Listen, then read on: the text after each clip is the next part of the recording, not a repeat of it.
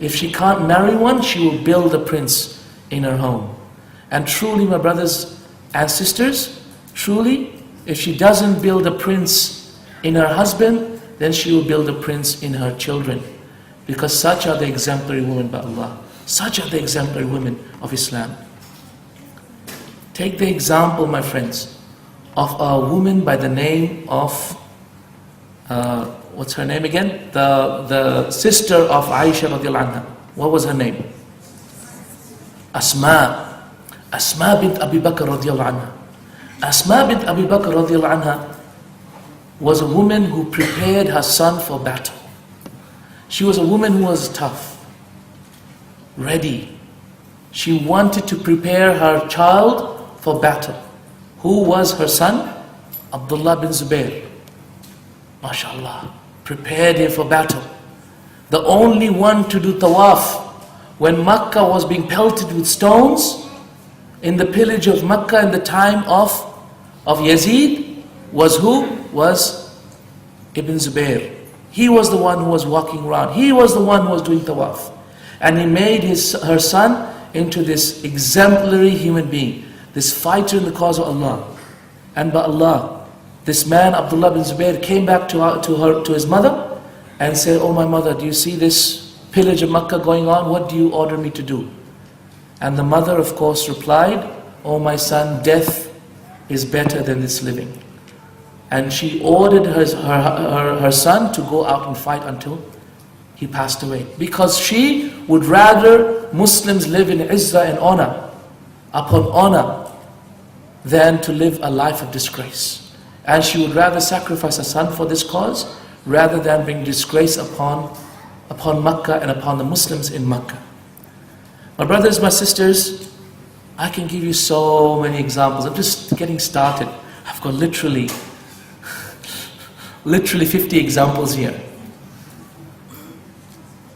By Allah, the women, when they're exemplary, they truly are exemplary. The mother of Bukhari, Bukhari, may Allah have mercy upon him, became blind at the age of 12 and regained his sight at the age of 16. Bukhari said, "My mother used to make so much dua for me when I lost him once," and this is Bukhari writing in the manaqib of his ummi.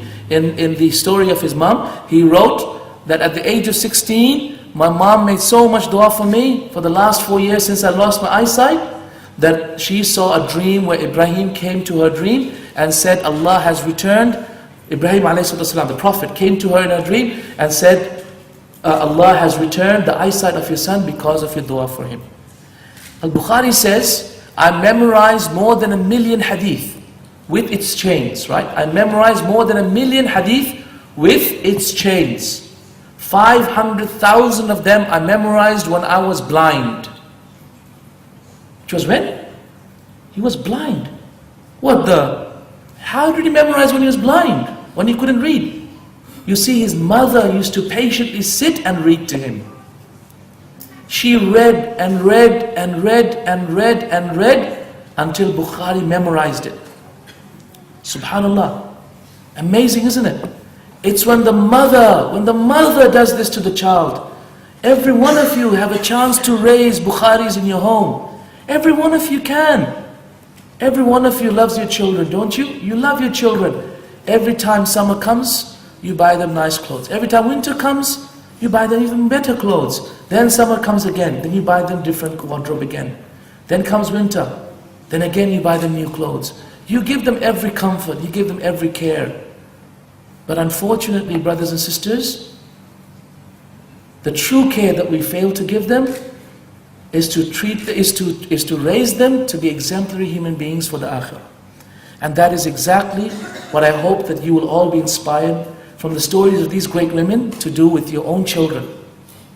Because truly, don't you see how when Bukhari recites and we say Rahimallah, when we say narrated by Bukhari, and we say may Allah have mercy on him, are we not actually giving the reward back to his mom as well? Of course, because it's the mom who made him memorize it. So every time you're actually benefiting from Bukhari, guess what? It's the mom who's getting the reward as well. You see, the Prophet Allah subhanahu wa ta'ala tells us in the Quran, إِنَّا نَحْنُ نُحْيِي الْمَوْتَ وَنَكْتُبُ مَا قَدَّمُوا وَآثَارَهُمْ وَكُلَّ شَيْءٍ أَحْصَيْنَاهُ فِي كِتَابٍ مُبِينٍ في إمام مبين. This is in Surah Yasin. What does Allah say? Verily we are the ones who have created life and death, and we are the ones who will write down what people have done and the effect of their deeds.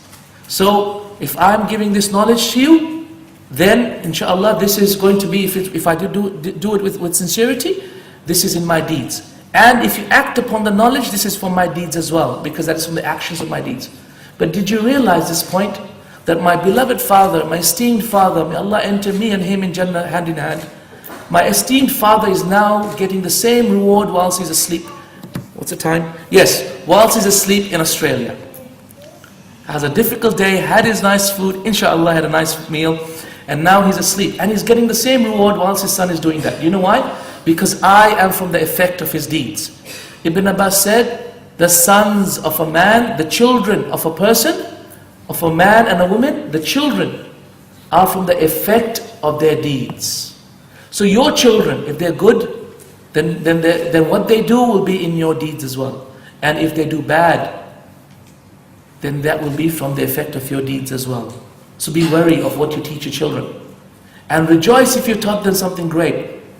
Create them into great leaders. If you cannot be a ruler, well then you have a potential of building a ruler who can have tremendous effect on this world. And you, whilst you are in the comfort of